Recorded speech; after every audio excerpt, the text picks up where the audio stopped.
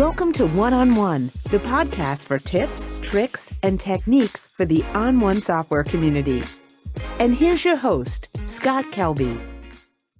Well, hi everybody, welcome to One-on-One. We're going to be looking at all the cool latest stuff from ON1 software. I know a ton of you out there are using it, and we want to help you make the very most of it. And we're going to, Dan Harlacher from ON1 is going to be joining us a little later. There's Dan, he's going to be showing us some cool stuff.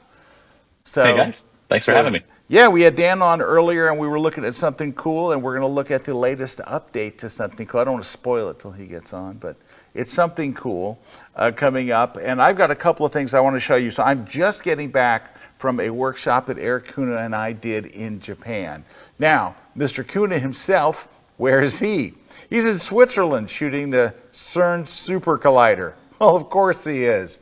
Doesn't that seem like something Kuna would be doing? Yes, it does. So that's where he is right now. I've been talking to him during the day, and he's colliding into all kinds of stuff. But anyway, so I have all these photos that I've taken in Japan, and I want to show you a finishing move that I've been doing to them. It's a very simple thing, but it's something that I'm doing again and again and again. So we all want our images to look really crisp, right? Obviously, and there's all kinds of ways that we can add things like texture and clarity and mid-tone contrast and stuff to really get the images really, really sharp. But sometimes, or I would say often, they can kind of look crunchy, if you know what I mean. They look a little crunchy. So I have this little move that I do at the end, and what's amazing about it is, because I'll even have people ask me about it, they go, how do your images look soft, but they're also sharp? And what it is at the very end, I put a particular glow on the image that takes kind of the sharpness off it, especially if you do an HDR image and you process it and it's really nice and crisp and sharp. Sometimes it's just too crisp and too sharp. This kind of, I would say, if I had to say what it does, it takes the edge off. So if you have an image where you need to take the edge off the image, do this. So here I am, I'm in Photoshop, and we're gonna go under the filter menu here. I'm gonna go to the ON1 set, and I'm gonna go to right here, Effects 2025. Now I'm gonna show you two different things, but I wanna show you this first one just because I found myself using it so much, I thought that you might find it handy. All right, when it comes up, we're gonna click on Add Filter, and the filter we're gonna add is this one right here, called Glow. So we're going to click on Glow, and from the Styles menu over here, the one that I like to use probably the most is Black Soft. Now, when you run your cursor over any of these, you get an instant preview. So you can just go up here. I like Angel Glow. I like Black Soft. I got to be honest with you, I'm not a fan of the Charge More Normal, Strong, or Subtle. Subtle would be the one I would think is the most, but those are not my favorite. But you can go through here and look at any of these, but I find myself generally just using Black Soft or Angel Glow. And if you'll notice, all they do, take a look right here, right, is they do that. Now I'm going to toggle this filter on and off so you can see. See how it takes the edge off? I'm going to zoom in a little bit here. Let me just zoom in. By the way, you can zoom in using the same keyboard shortcuts you're probably used to in Lightroom, which should be Command plus on Mac or Control plus on Windows to zoom in, and Command minus and Control minus on PC to zoom out. So that zooms you out with the minus and in with the plus. Let's zoom in. And then I'm just going to toggle off. See this little blue button right here? It's a little blue. It's a button. I don't know what else to call it. It's a blue button. You click on it and it's going to turn it off temporarily. See how it's crunchy and then it takes off? But the image is still sharp, and that's what I love about this particular move. It's like the image doesn't lose sharpness, but it loses that annoying edge. Like that right there, that's too crisp. And this is just right. Now, of course, there's an opacity slider there as well. So if you apply it and you feel like, ooh, it's a little too much glow, well, just go right here to the opacity slider and dial in the exact amount. Though I will tell you, I pretty much leave it at 100, and I think it looks really, really good. Okay, so that's one thing that I want to talk to you about. But I want to talk to you about something that has changed the way that I shoot. And I was 10 days in Tokyo. I used my tripod one single time, and that was when I was shooting a long exposure at a lake about an hour hour and a half outside of Tokyo. It was a beautiful day, and Mr. Kuna and I jumped in an Uber. You can rent Ubers by the hour, so I rented one for 3 hours, drove all the way outside, 90 minutes outside Tokyo on this gorgeous day, and as soon as we approached the lake, all heck broke loose, and I don't want to say heck. It started raining, sheets of fog. You couldn't see anything. It was a mess. It was windy. It was cold. Everything bad dialed up instantaneously. But it was only because I wanted to shoot an ND. I only wound up shooting 4 shots because there's a line of photographers who were just as dumb as we were to stand in the rain. So anyway, we're all out there in the rain, and it's just cold and awful. However, that was the one and only time I used my tripod out of a 10-day shoot. And I'm shooting every night at night because Tokyo is that kind of place where at night the city really comes alive with all the lights and stuff. I mean, you just saw all those lights in that last picture. That's one restaurant. Look at all the transformer and the lights over here. I mean, excuse me, to power all that is kind of crazy, right? But you'll also notice when I zoomed in there, a killer thing is noise. Now, I will say this. The image stabilization built in today's cameras has changed the way that I shoot because I can handhold for much, much longer periods of time than I would. But also, my big thing isn't just camera shake. It's the amount of noise they're going to introduce. Granted, my camera is really pretty good at noise. I'm shooting a Canon R6 II, and the noise is pretty low. But the noise is so good that I am no longer hesitant to shoot at high ISOs. In fact, I found myself shooting numerous times at 25,800 ISO. Now, when I say that out loud, you're like, Scott, I would never shoot at that high ISO. Neither would I until there were plugins like ON1 No Noise AI. I'm telling you, this thing is a miracle. So I want to show you a couple of different pictures. One I took in Tokyo, one I took in New York, where it's like raining noise. But I think what it does so well is it doesn't just remove noise, but it's the way that it keeps the detail in place that really makes it so usable that now I'm completely free to shoot at any ISO I need to make sure I'm trying to get to 1/125th of a second hand holding. That's where I like to be. That's my sweet spot. So what it is, as I said, I turn on in my camera, auto ISO, I'm at 1/125th of a second, and I let the ISO go wherever it's got to go, and that's how I wound up sometimes at 25th of a second. Here, let me cancel out of this. We'll jump back over to Photoshop real quick where I have an image waiting for me. All right, so this is taken in New York City. Now, this is taken from an observatory. It's a relatively new observatory. It's not 30 Rock or the Empire State Building or any of those. I think it's called One Vanderbilt, if I remember correctly. And there's a glass wall between me and that photo. So what I did, and I did this in Tokyo as well, I bought everybody in my workshop this rubber lens hood. It basically is a piece of rubber about this big. It's like this, and it goes inward, inward, inward, and it attaches to your lens. It lets you take this and put it right up against the glass, and it cuts the reflections. So that's the image that you see here. And if you look on screen, it looks pretty good for an image shot at 25,800. Everything looks good at a small size. Let's zoom in.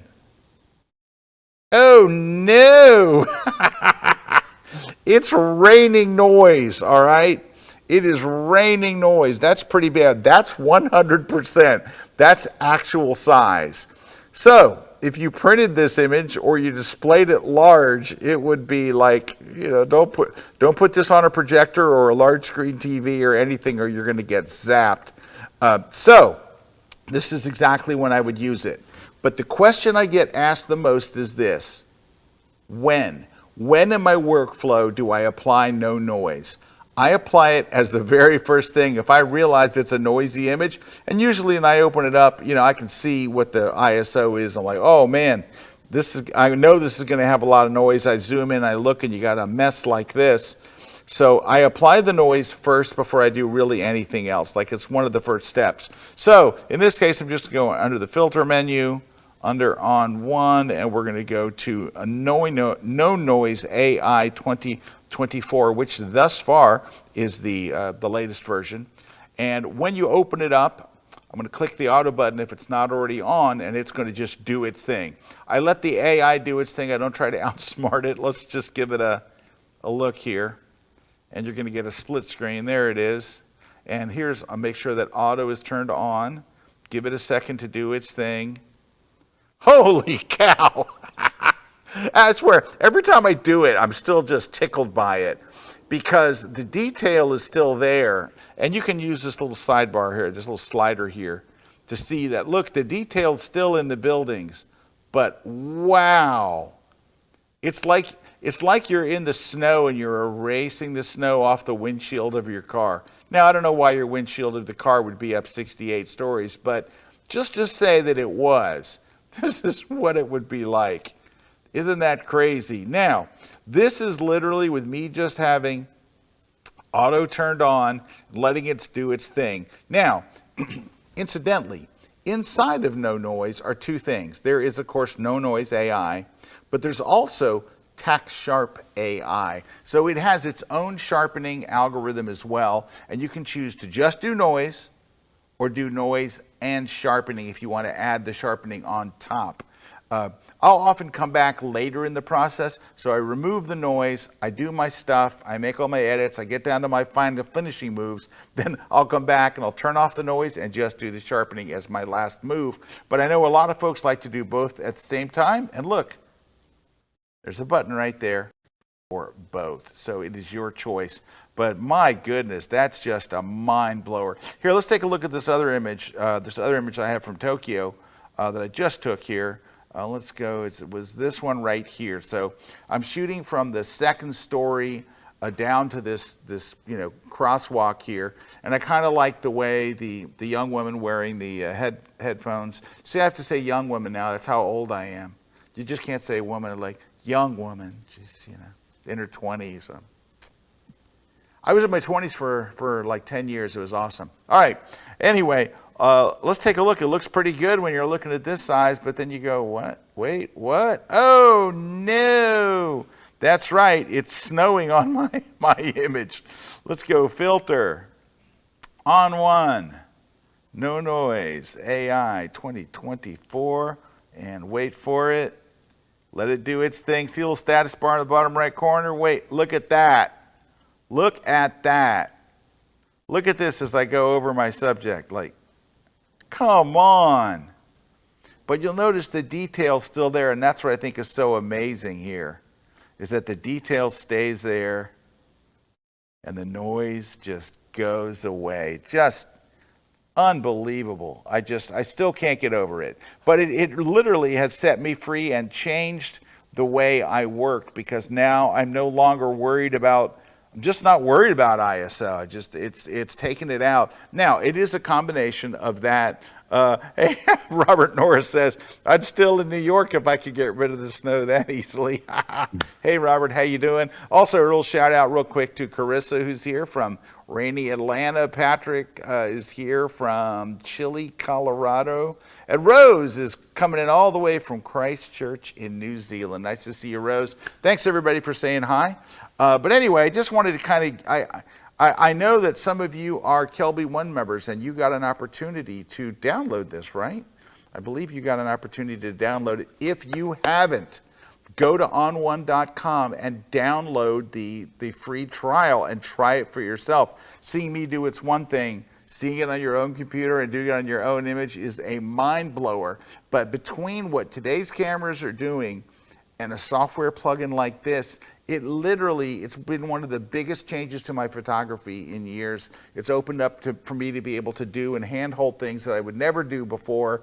And I don't have to carry around a stinking tripod. I have a very light tripod. I have that Peak Design tripod. It's very lightweight. I changed the ball head out because the ball head's weird that comes with it. That's just my opinion. You might love that ball head, but I wanted to throw it out the window. So I bought a $12 adapter that allowed me to use any ball head I want. I love it. It's super sweet. I only had to use it one time in 10 days. There you go. All right, standing by, we have Dan Harlacher. Dan, are you there? There's Dan. I am here. How's everybody doing? Thanks for having me. Oh, absolutely. Glad to have you here. Thanks for coming on. And so we introduced Light Panel to everybody a few weeks ago. Now, this is a product that is really aimed at high volume photographers who are doing things like portrait photography, wedding photography, kind of those ones that are real demanding and take a long time to go through the shoots. And so, Dan, this is designed to help us cull the images and speed up our workflow. That's right. That's right. So Light Panel is really like your AI assistant for Lightroom Classic if you shoot people. So it's designed for high volume people photographers. So we talk about portraits and weddings. Those are obviously common, but families, but it can also do more event focused things like receptions or graduations or even dance competitions, anything where you see a lot of people and you're shooting a lot. And that culling and editing process just becomes a slow slog doing it inside of Lightroom. So Light Panel makes that a lot easier. And since it's come out, we've been amazed by the response we've gotten from everybody. And there's been a lot of suggestions of things that we can improve. So we've been hard at work making some of those improvements. And I kind of wanted to share them with you before this comes out. So the version we're looking at today is kind of a beta. This will come out in the next week or so. We're just kind of doing the final testing and the final polishing on things. But I wanted to share some of the improvements that have come from people who are using it. So first off, let me just give you the lay of the land. Right here, the big window, that's obviously the Lightroom. We all know what Lightroom looks like. I just happen to have the drawers on the left and the right closed. But over here on the right, that's Light Panel. It's just like a little companion. And you kind of size it to your window so that usually it's on one side of the left or the right of Lightroom. Or if you're in a multiple monitor environment, you can stick it on another monitor if you want to. And normally it's just going to launch automatically when you launch Lightroom, but you can also control that in the preferences if you only want it to come up at the beginning of a job when you're starting to do your culling. And that's really where it shines. All right.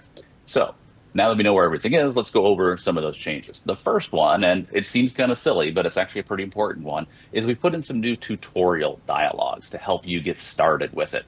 One of the problems with it being a separate app or kind of a plugin for Lightroom is we can't control the experience exactly the way we want to because you're working hand in glove with Lightroom. You're telling Lightroom to do things, and Lightroom's giving us the data that we need to do our job. So there's some tweaks that we have to make so that you guys can see how this works. So first time you launch it, you're going to get this handy little dialog right here. It's going to tell you the steps you need to go through. And it's even going to highlight the things you need to press. So it says step one, you need to go and check your preferences first off. So the very first time you run it, you want to click on the preferences and you're going to go right here to the culling tab. I'm going to stick this over here right in the middle of the screen so that you guys can see it. When you go through the culling process, Light Panel is going to go through all the photos in the job. It's going to look for photos that we call duplicates. That's basically a series of photos shot about the same time that have pretty much the same people or stuff in them. We all shoot 5 or 6 of the same things so that we can get the best expression or the best focus. Those are duplicates. But then it can also go through and it will look for eyes that are closed or for photos that might be out of focus, and it will add warnings to those. So during that culling process, it's going to put your photos in one of 4 groups automatically. There's the filtered group. Those are photos that we've looked at. We've checked for duplicates. We checked for eyes closed. We checked for blur. It's past all of those. They get stuck in the filtered category. The duplicates category, that's for the ones where there's more than one that are the same. They'll get put in duplicates. And then if it has eyes closed or blur, those will get put into separate categories as well. And it does this using Lightroom's metadata. The same metadata that you would use in Lightroom is how it controls what goes into those groups. So it's an important step when you get started to go through and pick which metadata you use for these tasks.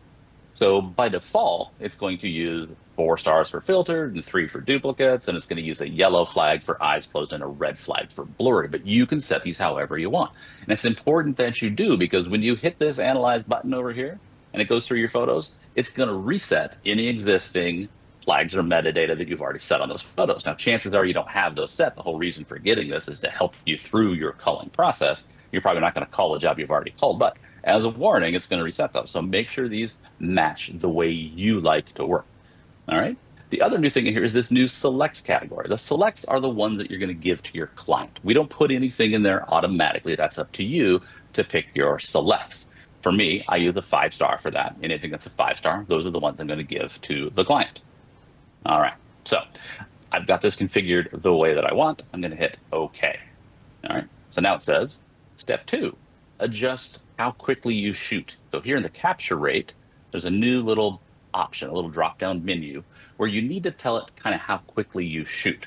So there's two parameters that it uses to determine how it's going to look for those duplicate photos. One is how visually similar they are to each other, and the other one is how close they are to each other in time. So depending on what you're shooting, you might want to pick a different option. The average one, which is the one I'm going to use most of the time, that's for most jobs, weddings, families, children, things like that. Now, if you're shooting in the studio and you're shooting tabletop, you're doing something more methodical, you're shooting film, you'd probably pick the methodical one. That's going to focus more on visual similarity, less on how close they are time to each other. But if you're shooting something very fast, or you've got your motor drive on, and you like to hold that button down a lot, then you pick the fast option. This is more for events like graduations or sporting events, things where you're going to shoot bursts of a lot of photos. Then you take that one. That's going to use a shorter time between photos to lump them together. All right.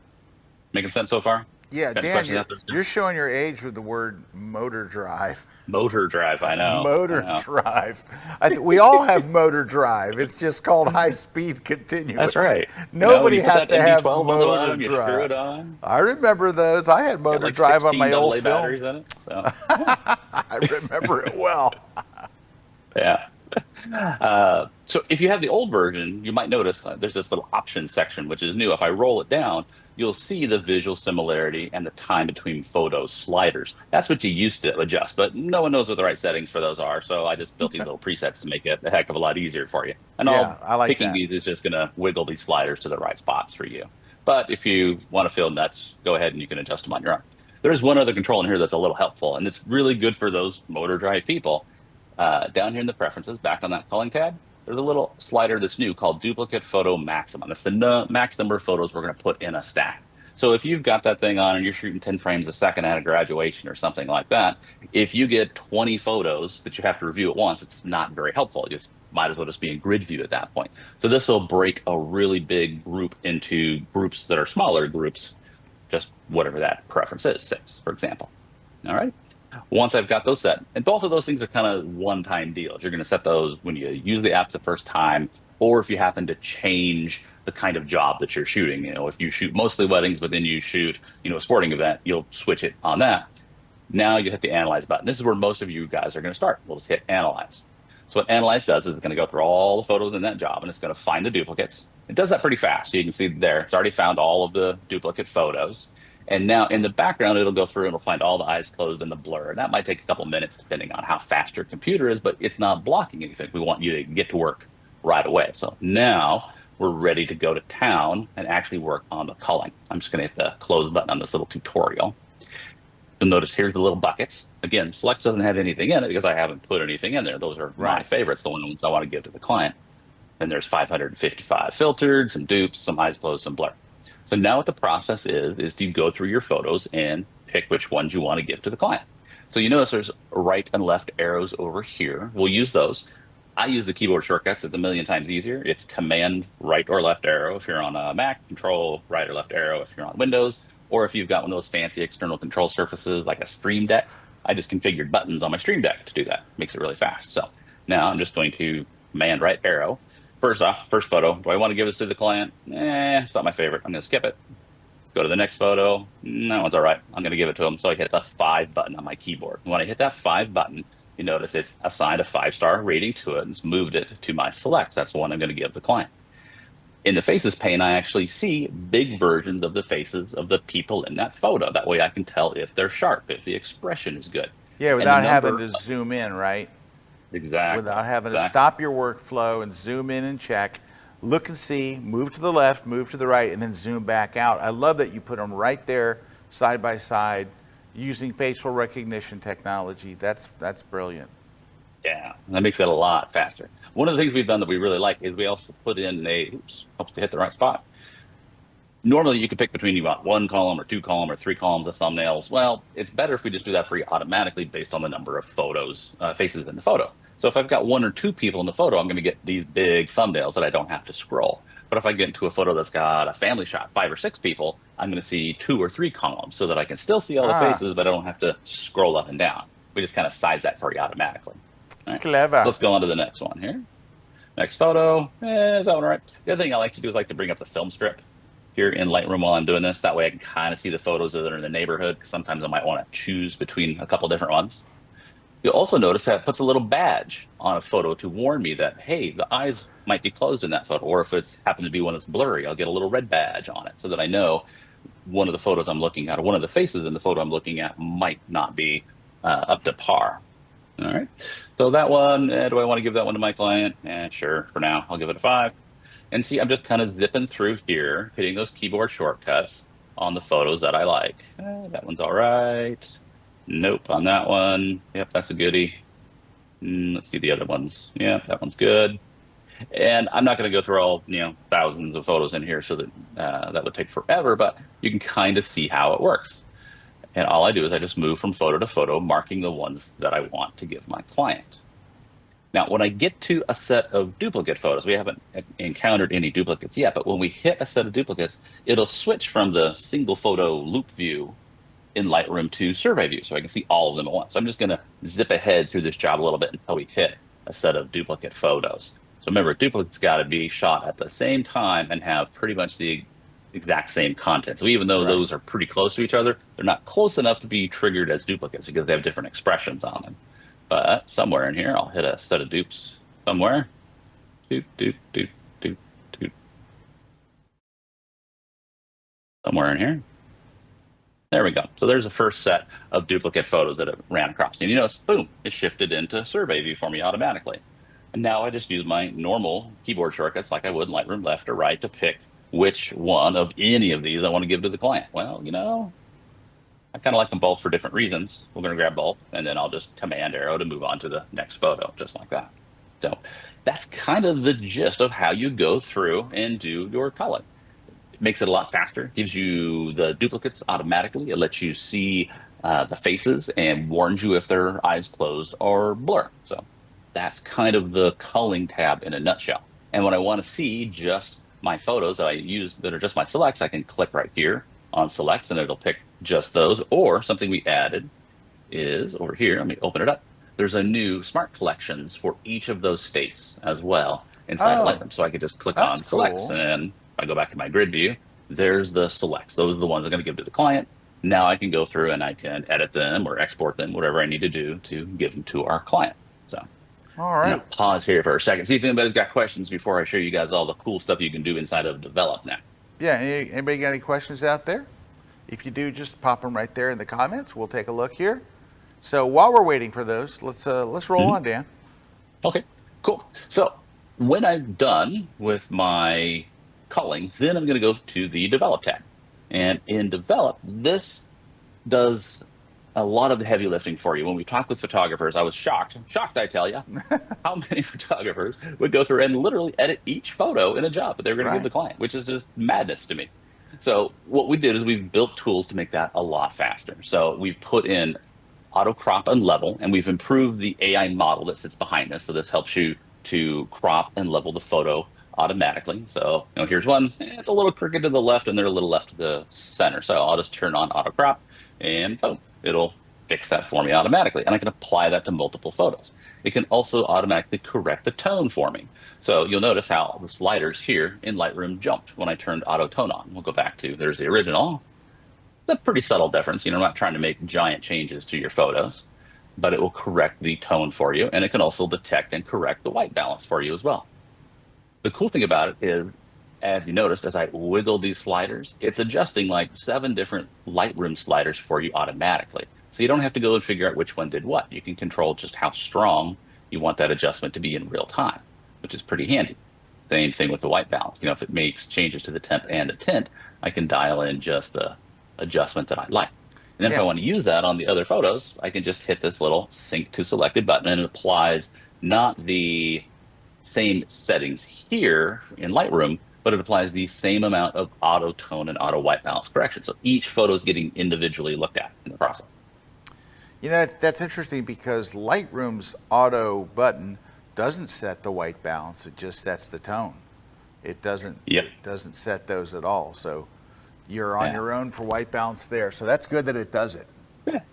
Well, and Lightroom can do that auto, but their auto is kind of trained on like every kind of photo out there in the world. This auto is trained just on portrait and wedding kinds of photos, pictures of people. So it Right. tends to keep the contrast a little bit lower, keeps the color saturation lower, so it doesn't get that, what looks good on a tree is not what looks good on a person. So these are all designed for people instead. So the other thing is, you do auto in Lightroom is going to wiggle those sliders, but then now you have to go to just each of those little sliders individually.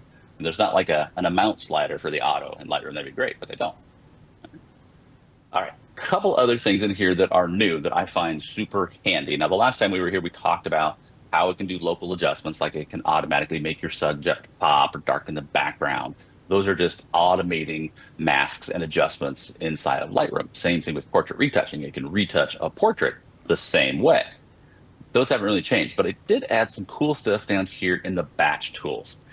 These are really handy. Think of these little batch tools as like on your camera, you've got the little dot for like C1, C2, C3, kind of like your little custom settings that you like to use. Yep. You can do the same thing with these. And these are super handy because when you're shooting an event like a wedding, let's say, I'll give you a scenario.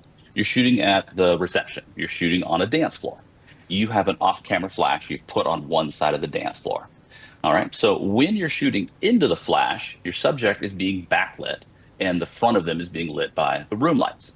The adjustment you're going to make in Lightroom for those photos are going to be different than if you're on the other side of the dance floor and they're getting direct lit by that off-camera flash. They're going to be completely different settings. But you don't shoot one side of the dance floor and then the other side of the dance floor. They're not nice, perfect little groups. You're walking around the dance floor and you've got mixes and blends and they're all out of order. So what I can do is I can literally adjust one photo and then I just click the little plus button and it sucks the settings from that photo into the button.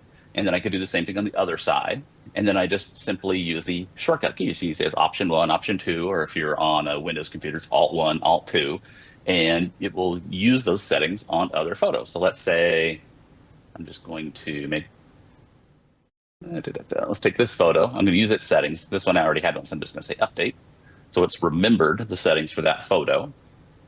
And now I'm going to grab all these other photos down here at the bottom.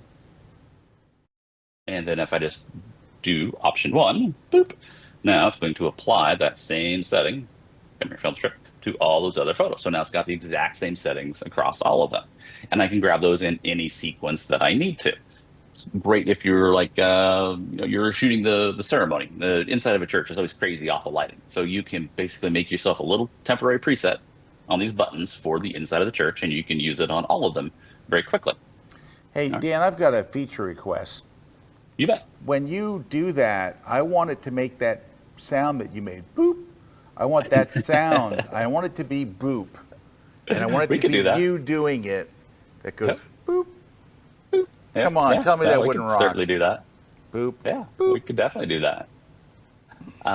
The one other thing that we added, and it seems it's a subtle thing, but it always drove me nuts in Lightroom is, so Lightroom has a previous edit button, right, which takes the settings from the previous photo you edited, assuming that it was the photo to the left of the one that you edited. So if I work on one photo and then I arrow, arrow, arrow, and I hit previous edit, it doesn't use the last photo I edited. No, it doesn't. The photo I arrowed through instead, which is not the photo I care about. No. So you have to kind of scroll through that thing. I know it's a pain in the butt. Yeah. Why did they do it that way? I have no idea. I don't know. It seems like it should be the last one you edit, right? It shouldn't be, because a lot of times you're in that film strip and you edited a photo, and like you said, next photo, next photo, next photo. That photo isn't been edited yet. So when you hit previous, it does nothing because that photo hasn't been. Why? Why? I agree. It should be the last edit. Yep. So that's what our previous edit does. It uses whatever the last photo you actually edited was. Yes. So then you can arrow through, hit that button and do it. And there's a keyboard shortcut for it as well, which I think is the same one as for Lightroom, if I recall. It's just you're doing it via Light Panels. When Light Panels, the most apt, you do it our way rather than the Lightroom way for that. So, oh goodness, I feel like there's more other goodies we put in here. So obviously I mentioned the auto crop and level. That model, the AI model, the brains behind it has been improved quite a bit. I find it super handy for the pieces of the wedding where you're kind of working quickly. Ceremonies, receptions is great for that. You don't really need it for formal shots very much, but for those, it can be super handy. The other place that I really like it is you can pick the aspect ratio that you're shooting for. So you're shooting a graduation, but let's say all the products that you sell are a 4:5 aspect ratio. You're selling 4:5s and 8:10s. Well, I can pre-crop everything to that aspect ratio and it will level it and it will move it so that the subject is within that Huh. box. So you don't have to fuss with going through and manually cropping everything. And then the AI models between auto tone and auto white balance have been dramatically improved as well. They're probably going to be a little bit more subtle than the original version, but I think they're more consistent. So I think in this kind of a thing, consistency is very important. As a matter of fact, when it comes to consistency, when you're in one of those duplicate groups, I've got 5 or 6 photos that all look the same. It will figure out for the first photo what the right thing to do is, and then it'll use that setting on all the other ones that look the same, so they don't drift up and down, because you don't want to have the color go a little warm, a little Of cool like course. that. Yeah. Everything will look the same within that duplicate series, which is pretty handy too. So yeah. And when Plus, is under this the coming? hood, lots of performance improvements and things like that. So When's I this think coming you'll out in beta? probably see it next week. It's Next in week. beta right now. Yeah, Nice. so if you're on our beta team, you'd already be playing with this. But it'll come out for everybody else probably next week. So we're just kind of, like I said, ironing out the last little details, getting feedback Excellent. from the team if there's any changes we want to make to it. All right. Well, Dan, thank you so much for showing that. I know that we showed the original one, and man, you guys have been listening to your users since the last time we were there. I can't believe Oh, yeah. how many things you've done. It just keeps getting better and better. So thank you for sharing all that, and thanks for joining us on the show today. You bet. Thank you for having me. All right. Hey, Dan, just besides you being the ON1 guy, you're a hell of a photographer. Where can people follow you for your photography? Oh, that's very nice of you to say. I am on Instagram, but I tend not to post a lot of photos there. It's more personal stuff. So I kind of need a place to put my stuff. You got a good place I should put my stuff? Yes, start a second Instagram account. They don't cost anything, Maybe. Dan. It's just Oh, that's true. open They up are another free, one and so. say, you got such great Yeah. photography. Show some of your stuff. Start a second Instagram account. Start posting That's a there. good idea. Yeah, I should do that. Because I'll then, get one of those started. I'll share with you next time what that is. So all it'll be right. the real Dan. Yeah, So, I'd like to see that stuff, right? I mean, look at the stuff on the wall behind you, right? yeah. It's like, Yeah, well, you watch the tutorials. A lot of the tutorials are usually my I know, photos. I know, I'm I doing see. tutorials, That's but why yeah. I'm saying that's Yeah. how I get exposed to your photography through tutorials. But you gotta have your own Instagram page. In fact, at the end of every show, we feature a photographer on Instagram for you to follow. And I've picked a very unusual one today. We had a great one last month. Last month we had one where this guy is, I think he's Romanian. And he adds these same effects to every photo, but they're brilliant at the end of his thing. But I was looking at this photographer's work just this morning because he's in Switzerland photographing the CERN. So I'm featuring Eric Kuna's stuff. But for those of you who don't follow Eric on Instagram, he's got some really great stuff. He has 3 categories of photography. Rocket photography, which he's very, very famous for. Also night photography. So he's talking about the Milky Way and landscapes at night, and aviation photography. Take a look at this one right here. Isn't that a cool shot? Mm-hmm. That's Right? weird. Yeah, love I it. mean, that's beautiful. And he's got this Yeah. low level lighting the foreground with a young boy, and then this. And then over here, this one's the shot out in Texas. This is from the first flight for the inaugural flight of the Starship from Starbase in Texas. And if you go through here, he's got a lot of really good shots. Does this look familiar? This is the startup splash screen from No Noise AI. That's one of Eric's shots that he does for a rocket engine developer out in Seattle. So he does freelance work for them. And there's just so many good shots in here. It's his Milky Way stuff, his night light painting, his aviation work. If you're not already following Eric, now's your chance. Look at these light painting, the Blue Angels and stuff. I mean, there's just a lot of great stuff here. Look at that shot, right? With like, I'll just look at an F-35 Oh, maybe. good. Yeah, and if you're not following Eric, yeah, he's doing some really, really good stuff. And if you look at that, the crazy shots he's getting. Right, he gets great access. Ooh. So yeah, no, he's got a lot of good stuff. He's underrated, is what he is. There we go. Look at all these. Right? Look at this one. Now that shot he does call out. That shot is from SpaceX, and he calls it out. But almost every photo you've seen, I believe, are Eric's. Just that particular one where he was talking about, drone photography and stuff. And these are all his, unless he says it, right? But he was out there shooting that one. All right, so that's your guy. So it's Eric Kuna. It's just one word, ERIK KUNA on Instagram. Make sure if you're not following Eric, follow him. And of course, he uses ON1 all the time. He had been using Topaz, what? And he switched off as soon as he started using no noise AI. And I switched. I didn't use any noise reduction, Dan. I was like anti-noise reduction because up until this point, noise reduction blurred your image to hide the noise. That was what it did. And today's AI is just a whole nother world. And so if you haven't tried it, go to on1.com, download the free trial and try it for yourself, and you will be a believer. All right, Dan, thank you again for being on the show. And thanks to you guys for watching us live here today. Tell your friends about this podcast. It comes out every month, and we're just going to share, some of our tips and how we're using these awesome plugins. We will see you guys next time. Thanks, everybody. Catch you then. Bye-bye. Thanks for watching. See you next time.